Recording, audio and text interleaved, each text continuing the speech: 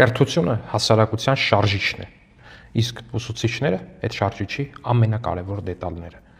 Ու տարիներ շարունակ նախկին օլիգարխիկ իշխանությունների ժամանակ ուսուցիչները վարձատրվել են կոպեկներով, բառացիորեն կոպեկներով, ինչի համար, որպեսզի հետո ընտրությունների ժամանակ այդ նույն ուսուցիչները օգտագործվեն որպես հասարակ ընտրատասովշիկ, որպեսզի նրանց վրա դրվի ինչ-որ ընտրական պլան, որպեսզի նրանք ցուցակներ հավաքեն ու ինչ-որ կեղտոտ թեմաների մեջ ներգրավեն օլիգարխիկ կլանի համար ձայներ ապահովելու գործում։ Իսկ մեր իշխանության ժամանակ Հայաստանում ներդրվել է ուսուցիչների ատեստավորման համակարգը ու ներկայացնեմ այդ ատեստավորման կարևորագույն արդյունքները։ 2952 ուսուցիչ այս պահին ստանում է 300,000-ից 400,000 դրամ աշխատավարձ։ 1362 ուսուցիչ ստանում է 400,000-ից 500,000 դրամ եւ 13 ուսուցիչ ուշադրություն ստանում է 700,000 դրամից բարձր աշխատավարձ։ Հայաստանում կարելի է լինել ուսուցիչ ու ստանալ 300,000-ից 400,000-ից 700,000 դրամից բարձր աշխատավարձ։ Ու սա նրա շնորհիվ, որ պետությունը հոգ հատանում նախ ուսուցիչների մասին, հետո սովորողների մասին ու առհասարակ հասարակության ու պետության մասին։ Կիսվեք տեսանյութով։ Գեղարքունիքի մարզում նոր արտադրամաս եւ սառնարանային տնտեսություն է բացվել, ինչը իհարկե շատ ողջունելի է։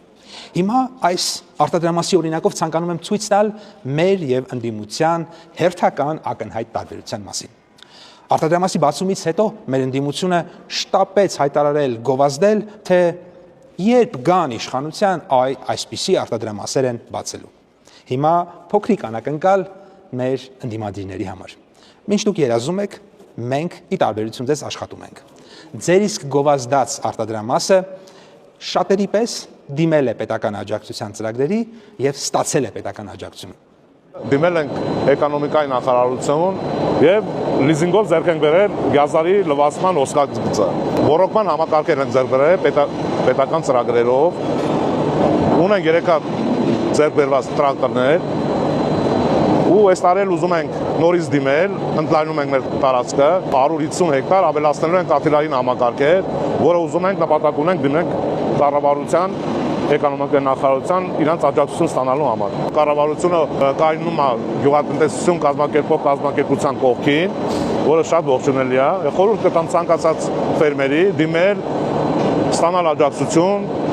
ծրագրեր կազմել եւ զարգացնել գյուղատնտեսությունը Հայաստանի Հանրապետությունում։ Հանրապետական կուսակցության ինքնահողն է կարծում եմ։ Տարբեր գործիչներ հանրապետական գրեթե ամեն օր եթերներում ասում են, որ իրենք հավանաբար չեն մասնակցելու համապետական ընտրություններին։ Իսկ քաղաքական կուսակցության գոյության իմաստը մեծ հաշվով նրանում է, որ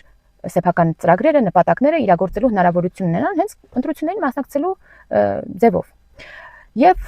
եթե 5 տարի անց պետության մեջ տեղի են ունենում ընտրություններ, այն էլ նման մասշտաբի համապետական ընտրություններ, ապա դրան չմասնակցելը ուղիղ մեկ բանի մասին է խոսում, որ այդ կուսակցությունը այլևս գոյություն չունի։ Այսօր նաև հանրապետականների կոալիցիոն մյուս գործընկերը Արթուր Վանեցյանը եւս հայտարարեց, որ ինքը չի մասնակցելու ընտրություններին։ Եվ սակայն սա իհարկե լավ բանի մասին է խոսում, որ այս անհատները, այս ուժերը հասկացել են, որ իրենք չունեն այնքան ռեյտինգ, որ անցողիկ շեմա հաղթահարեն եւ չեն ուզում հավելել անգամ ի ցույց դրվի, որ իրենք վարկանիշ չունեն,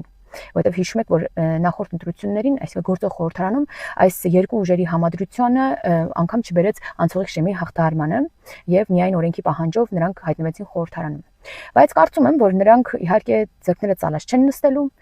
վստահ եմ, որ աջակցելու են իրենց սրտի մյուս տեխնացուին Արման Թաթոյանին, ով արդեն հայտարարել է, որ մասնակցելու է ընտրություններին։ Եվ դուք ամբողջ հանրապետությունում տեսած կլինեք, կան բազմաթիվ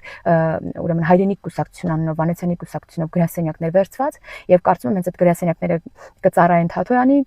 իբրև նախընտրական շտաբներ։ Ես երեք հայտարարել եմ եւս մեկ լավ լուր ենք ունենալու, որի մասին քիչ առաջ հայտարարեց Երևանի քաղաքապետ Տիգրան Ավինյանը,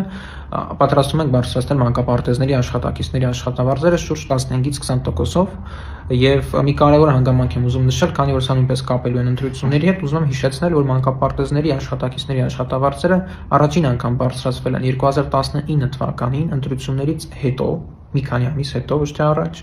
30%-ով, հաջորդ անգամ բարձրացվել են 2024 թվականի փետրվարին, նորից ավականու ընտրություններից մի քանի ամիս հետո եւ ոչ թե առաջ, եւ հիմա էլ բարձրացում են շուրջ 15-ից 20%-ով, այսինքն ընդհանուր առմամբ շուրջ 80%-ով, եւ սա նշանակում է, որ առնվազն ընտրություններից հետո, ավական վերջին ընտրություններից հետո շուրջ 50%-ով ենք արդեն։ Եվ մանկապարտեզների այդ աշխատակիցների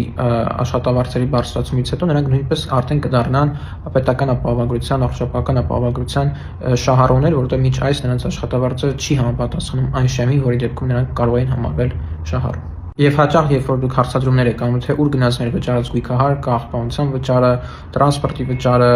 կարմիր գծերի վճարը եւ այլ տեսակի վճարումների հետ կապված, ահա նաեւ այսպիսի որոշումների արդյունք են դառնում եւ մենք շնորհակալ ենք ձեր կատարած վճարումների համար համայնքային բյուջե, որովհետեւ դրանք ինչ որ կերպ վերադարձում են ձեզ մի դեպքում աշխատավարձի տեսքով, մի դեպքում այլ բարեկարգումների կամ այլ նոր ենթակառուցվածքների զարգացման կամ կառուցման տեսքով։